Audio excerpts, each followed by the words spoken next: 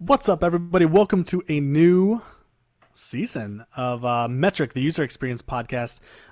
Michael Schofield here with kind of like podcast favorite Tim Broadwater, who is cool enough to make himself available for the return from hiatus. This is the first podcast I've recorded, Tim, since, May. How have you Hello, been? thanks for having me. I've been great.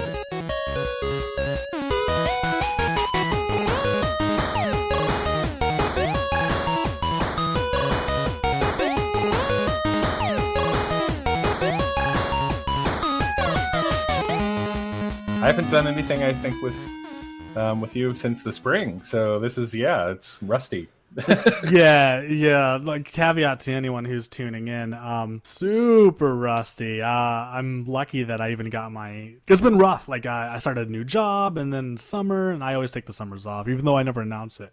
I've got like some podcasts that I've recorded way back in May, that I just need to edit. So at some point, I'm kind of like psyching myself up to dive into that. But I think maybe this season will be the season that I hire an editor. Get some assistance with your technical debt.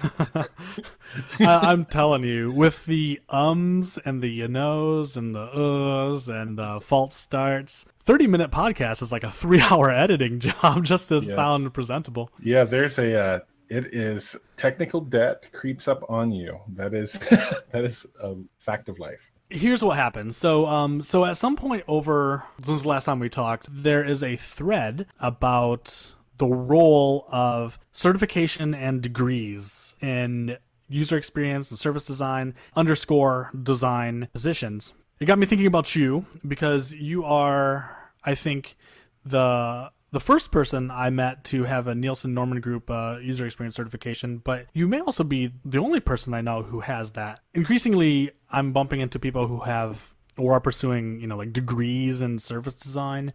I know that in our former field of like libraries and higher ed, Library Juice Academy just kind of announced a user experience certification. From my perspective, this spring, I actually completed like a 3 to 4 year goal of mine, which was to get UX Master certification, which is basically,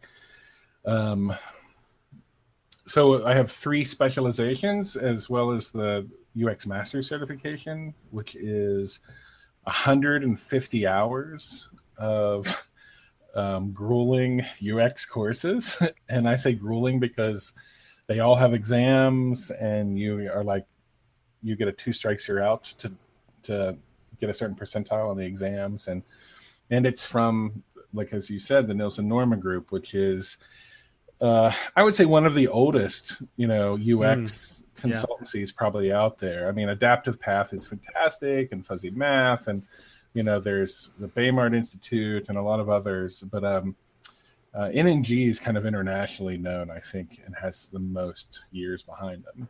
And so it was kind of a goal of mine to go through and get 1 certification, my second, and then get my 3rd like master's certification. And I was born in 1977, and so when I went to college, we learned printing press, and we actually had Toaster Macs, which were like the little screen and the thing underneath, and you would just have like a floppy drive, and so UX wasn't even a word, you know what I mean? Human computer interactions happened over the course of my life. And like a lot of people, I think of my age, around my age probably, that they went from graphic design to multimedia to web to front end dev to like user UX, or somehow through that route and got into UX kind of over the long run, or like grandfathered in, I guess. I don't, I don't know. And so now there are college degrees, and there's probably more emerging certifications and courses and boot camps and resorts and trainings. And I know my alma mater, like Savannah College of Art and Design, like literally just got, I think, their first undergraduate UX degree. And I know that Rhode Island School of Design has a professional master's certificate in user experience, and then human computer interactions. And so it's something that I wanted to do, and it also kind of is, I think, worked out with what was available at the time. I have to admit, there's a part of me that's been interested. Like I've made user experience design my something I identify with, not just something I do for the last few years. But part of that has been as a role to, like, a lot of the talks I do like involve putting forth a practical vocabulary for just how to talk about user experience. So you use the term kind of like people are kind of grandfathered into the user experience role, and it's kind of funny in the practical service design community. It's continuing to happen, and so you have product managers who became user experience managers who are now service design managers, right? And grandfathered almost sounds like like a very forgiving way to describe survival of the fittest. They're adapting their titles for relevancy, right? And so there's this quote by Jess Leitch, or Litch, Leitch, and she's talking about service design, but it's something that I like. And she says that here I'm going to misquote, but basically the practical discipline of service design is negatively impacted by our lack of consistent vocabulary. Mm-hmm. So this is true for whatever design we're talking about, user experience especially. So when it comes to like something like certification or actual degree programs, when you contrast it against degree programs that have existed for like in more traditional academia, where you kind of know what you're going to get when you emerge with like an English degree, or there's a certain standard of practical achievement in any of the sciences. Mm-hmm. My question with like a certification user experience or a degree program certification is, what does that say about the person who completed that program? What should, say, those of us who are on the other end, who might be like hiring these user experience researchers or designers, what should we be able to expect that they can do? What should our expectations be of somebody who has a bachelor's or master's in UX or a certification in UX? I'm not sure that there's a standard curricula. There definitely is. So there definitely is not, but there is the standard, which is user data. And so in the last two positions that I've worked in, I've actually worked alongside of people who have graduated from an undergraduate or graduate degree or education from a UX or humans computer interactions degree, and it's kind of interesting. I'm picking their brain to figure out kind of what is it that you actually learn, and so they get much earlier access to like existing tools. So an example is, I've worked the last two positions, like I said, with someone who's actually graduated from that, and they were using remote user testing in school. They were actually in school using user testing or user Zoom. They looked at analytics, like Google Analytics or Adobe Test and Target. They looked at accessibility kind of concerns, as well as heat maps and kind of all the things that kind of came out over the course of 20 years that we learned and picked up for different, or I say we, but like I learned and picked up for different jobs, or like had to perform those roles. They kind of, it's in a curriculum, kind of packaged for them to some degree. And of course, depending on the institution. And so I think both are valid. It's kind of that age-old argument of like, well, is having a college degree important versus skills? There's, I think, speaking to that, I went to a degree in art and commercial design, ended up doing a lot of web development and front-end development, and fell into it through my career. A lot of the students who are going through the programs now, they get some code, they get design, they get user data and research kind of all put together, which is kind of the weird kind of salad. And what I mean by salad is like you have tomatoes and croutons and lettuce and all this that's all the kind of skills that are involved in UX. And I think the other thing is that there seems to be this, like, why aren't we coming to this great convergence of like what UX is or what terminology is? And I said, and I guess what I noticed the most is that it's doing the exact opposite. It's becoming diversified, and it's becoming more kind of spread out. And so it's interesting. I've gone to some conferences before and people are just like, I'm just a UX researcher. I don't do design at all. I just crunch statistics and numbers and look at analytics, and I provide the data. And that's valid. UX researchers are positions. Google's hiring them, Sure. UX designers are like probably the largest. I would say 70% of what jobs are in the UX field. They're like, we need someone who does UX, but as well as someone who does UI design as well, because we need both. And hence why you have a lot of UX designer positions. But then UX dev is now growing. I think I have friends that work, at Adobe who are UX developers. My current job is somewhat of a UX developer. And it's common as well. So the field, instead of having this nomenclature or like this kind of zenith of like, here's the terms and what we do and we wrap around it, it's actually, no, the field is adapting itself to how it needs to be. And so you have librarians that do it. You have business analysts who do it, project managers and product managers who have knowledge about UX. And I just see that happening more and more. I think what's going to be rare are jobs that are just like, I only do UX research or I only do UX design. I think it's people recognize the value of UX, and it's the new hotness right now. Companies throw money at UX consultancies because they understand the value of it.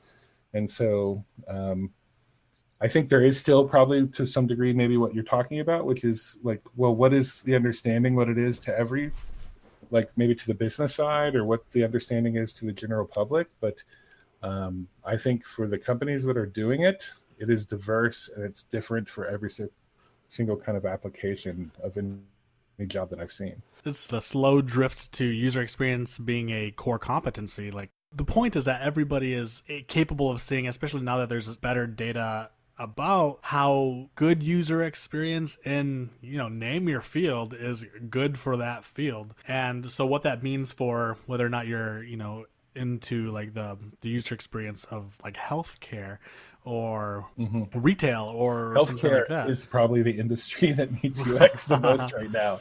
I swear. I mean, healthcare is probably in the 20th century right now. And in regards to UX, it's something that's totally unknown to them. Here's a tangent, but there's some benefit to those healthcare stalwarts for kind of encouraging and continuing with their poor UX, right? Because where there's poor UX, it is an anti-pattern that like feeds back into those systems. Yeah. So if someone is using like Google Calendar, for example, and then they're trying to set up appointments with their doctor through a patient portal, it's got to be aggravating, right? So for a user, and to answer, I may have not answered your question, sorry. No. To like in regards to the certification, like the only certification I can speak to is Adaptive Path, or as well as kind of Nielsen Norman Group, but it is not this kind of like, I got my paper, I'm bona fide now, that kind of thing. But there are tracks, and I think it's kind of encouraged that what is it that you need for your career, not just your specific job. And so I would suggest one of the most exciting things that I see right now is the UX leadership kind of path. I think at Nielsen Norman Group, there have only in the last handful of jobs have I actually a handful of positions in places I worked where I've been a part of a UX team. And I know a lot of people are the UX team of one, which is a good book, by the way, if you've ever checked out the UX team of one. And so it's a little different dynamic when you have like a team of 6 or a team of 4 or a team of UXers that you work with, because there's different strengths as well as different understanding of what UX is to them. You may have a UX team where one person's all they want to do all day is just design UI, where another person is just your researcher. All they want to do is create test scripts and want to look at analyze data and visualize data and do user studies. Whereas other people are more about, I want to work with PMs and I want to work with project managers and clients and stakeholders. And so there's one of the interesting things about one of the courses, I think, that was at the last kind of UX week for Nielsen Norman Group, was this becoming a UX strategist. And it was really looking at the profiles of your UX team and what are you stepping on each other's toes as UXers, and how do you help and empower each other and grow UX's value in your company or organization. And so that's for someone who's like, well, I've never A, wrapped my head around being a manager, but B, wrapped my head around being a UX manager, because I was doing UX for years. That's a whole new dynamic that I think that's, that kind of is needs to be considered. And then there's when you start thinking about omni-channel UX and service mapping and service design, and how do you get from user to development, like going from user interviews to empathy mapping to as-is mapping to need statements to Jira Epic tickets. I mean, that's kind of there's no degree out there that has that kind of is going to be that specific or have that track of perspective. And so I think that's where the certification kind of comes into. It's like, well, what is it that you need to learn in your career, and how can this best help you? Because we've been doing it for years, and by we I mean NNG, and so that's kind of the value that I see with the certification, is kind of supplementing the education and experience. Well, yeah, I don't have any counter argument. I'm like, what a well sold. Okay. Yeah. All right. Podcast over. Yeah. So, I mean, one of the things that I was interested in taking is this omni-channel UX, because the last place that I worked was in e-commerce, kind of on a UX team.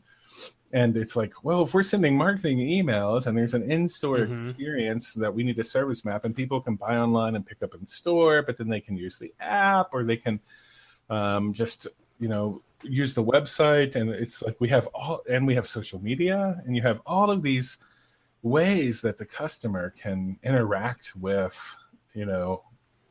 our business.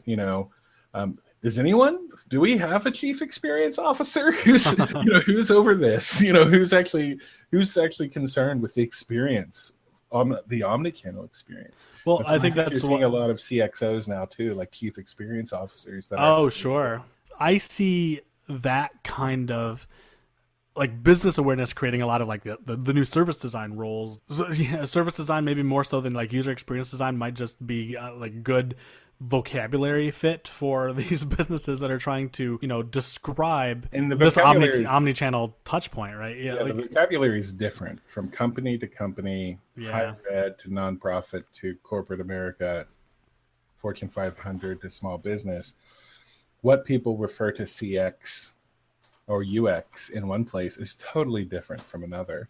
I've worked at a place where CX is generally like this kind of this chief experience officer, like every way that we're touching the user and with our products and how they can communicate with us. Whereas in another company, it was like CX is actually just our surveying team that does intercepts and gets verbal feedback. All they do is voice of the customer. That's CX.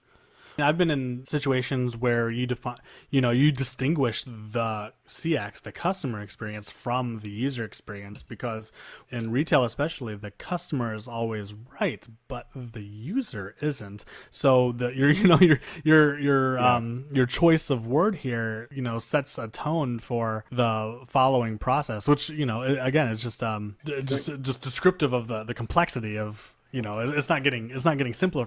It's not getting easier. It's not getting more standardized. It's chaotic, right? It's getting more complex, and it's getting more compounded. And so where there's just as many drawings that say UX is a part of CX. I've seen the inverse where CX is just a part of UX. And so um, I don't tend to think of it that way in regards to graphs or drawings, or I don't think anything is easy to summarize in a graph, you know. So, and if anyone has ever worked in data visualization, they'll know what I'm talking about, because I think of it more through like user data channels. And so if we are getting what the user is doing through analytics or test and target clicking, if we have a way for them to talk to us, either through voice to the customer, surveys, emails, contact us, help. We also have, you know, compliance there in regards to accessibility, but we also can put remote users and, you know, through data scenarios and testing scenarios, but we can also do moderated in-person users, so we can get a little bit more in depth. And then any type of marketing research or statistics that we have, I consider that all user experience. Well, more so that's all user data and user research, which is what I do and what I've done in every kind of job. And so if it's Google Analytics or Adobe Test and Target, or it's compliance share, or if it's going to be, you know, if we're using Qualtrics for surveys, or we're using intercept tool like usertesting.com, or a way to take 4C to intercept surveys, or you know, they're all kind of the same thing, because UX, to my experience, is like, well, who are we going to make responsible for accessibility, and who are we going to make responsible for user data, and who's responsible for design, and who's responsible for CX? And it's like, it would be fantastic if you had a team that could do all of that. But generally, that's all like, well, that's a user. And I see that pushed in the direction of like, well, send it to the UXers. And I think that's what we all kind of have in common, and what some of the, I guess, some of these trainings or certifications are like, you know, I don't know that much about accessibility, so I want to take some, you know, certification or some courses on accessibility, where someone else is like, I don't know anything about design. I can tell you, I can comb through them and visualize data, like user data, but I don't really know how the best practices to build for an app. And so all of these diversified courses for the certification, I think, are to kind of fill, as you say, kind of the business need gap that you may have. And you know what? I think that is probably a good place to end it, you know? Some of this I'll like right here, this part I'll probably like chop out. Well said. I am not sure I have like anything to follow up with. I would honestly say to someone like you, because when you asked me, is like, hey, you know, are you considering, what are your thoughts about, would you want to do a podcast and talk about certification, because you were interested in it? Yeah. I would actually look at NNG's weeks, because they do them all over the country and all over the world. So find one that's near you, but then look at some of their tracks and their courses to see. And I mean, they're not paying me at all. I wish they were. Like, I would totally get tons of money, because I totally think they're, you know, NNG's UX weeks and certifications are great, you know, product and worth investment. But I think, really think about it from the context of like, what are you missing, or what do you need to learn more about in depth? And so that's the perspective I would look at it, is what I would tell you. Good. Like, I think some of that is where we might just kind of like roll off into the outro music. No, I meant like well said. You know, I came into this not interested in throwing shade, but a little skeptical. You know, I still feel the burn of English degree weighing on my student loan debt. Why drop another $1,000 for like a course? Yeah, it's interesting, and of course, I guess if you could get like an employer to pay for that, then sure. I think there's something attractive about the rigorousness required of NNG, as opposed to maybe something else that implies its quality. I think there's something attractive just about the name of Nielsen Norman Group, right? If I'm not mistaken, Don Norman coined user experience, or certainly made inroads in the field of human computer interaction. Yeah, you're word. Correct. Yeah. So like the another thing is like, I've done both. I've actually had an employer help pay for it, but then also I've paid for it because I saw the value in it. And then I will claim that as a tax deduction. Sure. Totally, because for workforce development, improving my job, and I can definitely do that. I actually checked that, of course, before I did it. But I mean, it's like I saw the value enough to where it's like, well, I can drop this if I know I'm going to make it, if I can claim it on my taxes for my job. So that's why I did it. Very cool. Well, thank you so much for again, like taking the time to swing by Old Metric headquarters. Is there anything you want to plug before we go? Anything you're working on? Anything you want to draw attention to? Just your Twitter handle, something. I will plug this because it's another. Your podcast is great. If people have not checked out the User Defenders podcast, if you've never heard of it, you should totally check it out because it's something that I've been listening to for the last year now.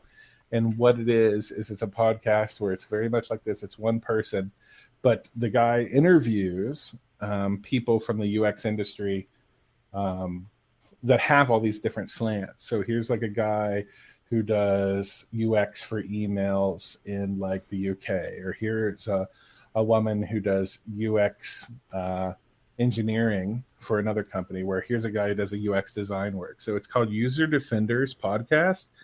It's just kind of just two people sitting down and talking about UX, and it comes from a superhero kind of perspective, because he always asks the people, like, if you had to tell people what your UX superpower is, what is it? And it's interesting to hear these people's responses because I would just say, my Twitter handle is Tim_Broadwater. Not really doing anything right now, just living the dream. So, Tim, what is your user experience superpower? See, yeah, I've kind of thought a couple times how I would answer that. Right. I would have to say I like data visualization. I love data visualization. I think it's one of the ways that when you're putting a deck together for people, or you do this user study, or you're actually building data visualization as part of the product, like it's something that I really, really kind of enjoy, and I think I can create understanding with stakeholders and clients through data visualization. So, last question: what problem do you have with Game of Thrones? Because, like I kind of was like, I as soon as like the episode last night, we're recording on a Monday, was over, I saw you say something kind of hateful.